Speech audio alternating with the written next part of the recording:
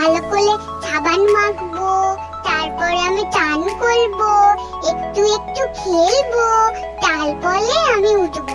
এর আগে তো উঠবোই না। কি আরাম লাগছে গো, ঠান্ডা ঠান্ডা জল, আর আর গোলাপ ফুলের কি সুন্দর গন্ধ বেরোচ্ছে।